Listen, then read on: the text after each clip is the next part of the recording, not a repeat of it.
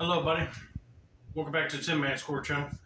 I'm your host, Jeffrey Tin Man Taylor, and today I'm reacting to my second Nighttime Spooks video for you guys, and this one's titled 3 Disturbing True Snapchat Horror Stories. And it's going to have rain sounds in the background. So without further ado, I'm going to turn these lights off again, move the camera off here for you guys, and let's get this reaction on the road in the bag, shall we? Okay, here we go.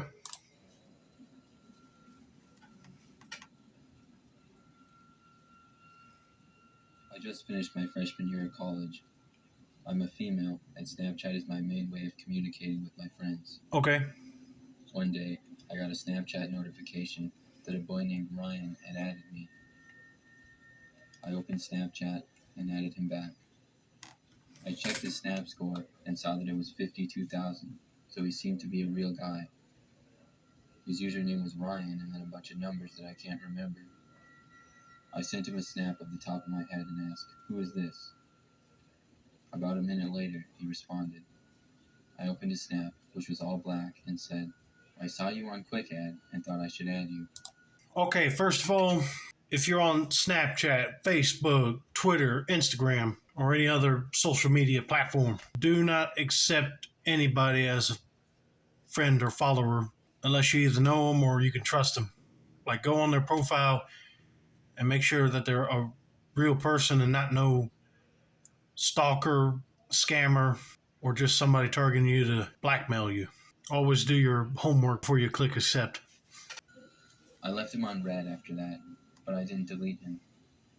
Within a couple hours, I had forgotten all about him. That night, I was laying in bed and watching some TV before I went to sleep. I started to hear a light tapping on my window. I shut off the TV so that I could hear it better.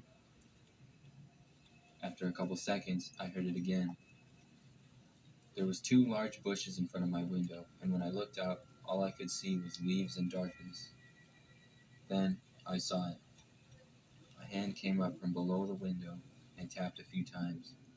I ran out of my room and got my dad, who was in the living room watching TV. He went outside and returned several minutes later, saying he didn't see anyone. I went back into my bedroom and tried to sleep. It took me a long time, but there was no more tapping on my window, and eventually I got some sleep. The next morning, I woke up and checked my phone. There was a snap from Ryan. It was a picture of my house that said, "Why didn't you open your window for me last night?" I went to respond, but he had deleted me. I thought about going to the police, but all I had was his username, and I figured there was nothing that could be done. I knew it. It was somebody that was trying to find out where she lived at and probably make some sexual advantage toward her. I don't know. I hope that won't be the case. But I can't believe he just contacted her back and saying, "Why did you not let her in?" Well, you scared the crap out of her, that's for sure. And he didn't want to get in trouble with her dad, so he got out of there quick while he could. But man, I still would have reported him to police, even though it's just his username. But they've been able to do some internet digging and figure out who it is. If not, get the FBI involved. They'll track him down. That night, I was once again laying in bed and relaxing before I got tired enough to sleep. Once again, I heard tapping. This time, instead of running to find my dad, I texted him on my phone and said that the tapping was going on again. It continued for about another minute before I heard commotion outside my window and the sound of my dad yelling. I then called the police, and within 5 minutes they arrived. My dad was holding down the man, who turned out to be in his 30s, and the man was arrested. Since this happened, I turned off my Snap Maps, and I don't add people back unless I know them. That was a smart move. Because if you just got up and ran to your dad, that guy probably would have been long gone again. But shocker, a guy in his 30s just acting like a younger dude. Makes you wonder if he was a sexual predator. But thank God her dad tackled that guy down on the ground and she was able to get the cops over there quick. But like she said, only accept people on Snapchat if you know them, because you definitely do not want to be in a situation like this. But anyway, let's get to story number 2, shall we?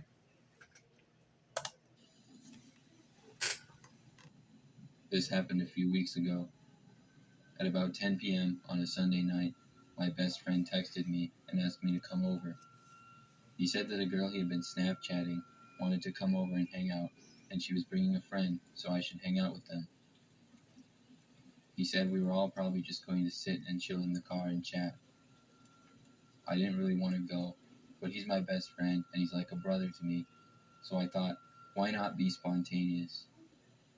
I drove to his house and parked on the side of the road in front. He came out and got into the car with me. He said he had been Snapchatting with this girl for about a month, and she seemed pretty cool. He showed his Snap map to me, which showed the location of his friends if they had it on. The girl had hers on, and it showed her on a road, which was about 10 minutes away. My friend and I hung out for a while in my car, then checked on her Snap map again. It showed her in a city that was past us. My friend was confused as to where she was going, and so he sent her a snap. We waited several minutes for her to reply, but she never did. We checked her map again and saw her in the parking lot of a park, which was about 20 minutes away. My friend tried calling her, but she didn't pick up. It was now almost midnight, and we decided to call it off and both go home and go to bed. Just then, she snapped my friend back and said she was on her way. My friend decided to let her come over after all, and said okay. About 20 minutes later, we saw a car pull up into the street and park about 20 feet behind us. My friend told her we were in a car and in front of her. We watched her get out, and when she did, we could see there was at least 3 large men in the car with her. Did you see that? My friend asked. The men? I said. Yes, he responded. She got out and started to walk to our car. After she got about 10 feet, my friend told me to drive. I put the car in drive and pulled out of there. As I did, the girl looked pretty surprised and just stood there before the car she was in drove up to her and she got back in. I pulled off my friend's street and could see the car was starting to follow us. I turned as soon as I could and tried to lose the car. I was just thinking that if she won't answer in her Snapchat, she was probably kidnapped, or she wasn't even a real girl at all. It was somebody doing a whole catfish type of situation on this guy. But nope, those theories out the window because she rolled up in her car 3 other guys. So they were probably planning on meeting up with them and just either rob them all or kidnap them. And she was the bait. Thank God their friend decided to hightail it out of there. But I would turn the Snapchat thing off because if she got her still on, she'll be following you and telling them guys where to drive. I'll be going straight to the police office. I drove a couple of miles toward the middle school that was near us, and I could barely see the car behind us. When I started to drive past the school, I could see a police car sitting in the parking lot, so I drove in and entered the parking lot. The car started to follow us and then drove past. We parked next to the cop, and he questioned us what we were doing. We told him the story, and when my friend went to pull up the Snapchat, he had already been blocked. The cop told us to go home, and we did. I'm glad my friend told me to drive, because I don't know what would have happened to us. I figured that that girl was going to block the guy from her Snapchat because they didn't want the cops to figure out who she is and follow them. But thankfully, since they pulled over to talk to him, they just kept on going and it was safe for them to go back home. But that would be crazy that you just meet somebody and all of a sudden they bring 3 goons with them. It would be hard to trust people after that. This story happened to me about 3 years ago. Back then, I was really into Snapchat, and I used it more than any other form of communication. I had a lot of friends on Snapchat, and a good number of them I didn't even know. They just had mutual friends, or maybe they went to the same school as me. I remember a girl named Nadia posted on her story that she was selling her MacBook Pro computer for $1,000. This was a pretty good deal, and I was in the market for a new laptop, so I responded to her story saying I was interested. I offered her $800, and we settled on $900. We agreed to meet the next day in the parking lot of a garden center just off a highway. It was about a 20-minute drive from me, and I arrived to see the place was pretty quiet, with about 5 to 10 cars in the parking lot. I snapped her and told her I was there. She responded by asking what kind of car I was in. I told her, and she said she would be right there. I looked around, but I didn't see anybody in the parking lot, just some empty cars. I was parked next to some trees and a dumpster on one end of the parking lot. I started to go on my phone when suddenly, out of nowhere, I heard something hit the back of my car. I turned around to see a man behind my car. Then I heard something come from the front end of my car, and when I looked, I saw another man out of my windshield. They both started hitting my car from the front and back. I scrambled to start my engine. The men tried to block me in by grabbing onto the front and end of my car so that I couldn't get out without hitting them. I was able to turn and push one of the men back just enough so that I had some space to turn and then back out. They both came running to my car and hit it a couple times, but I floored it and was able to get out of there. I drove straight home. When I got home, my car sustained some damage, but nothing too serious. I never bothered to report the incident because when I got back, of course, I was blocked by Nadia.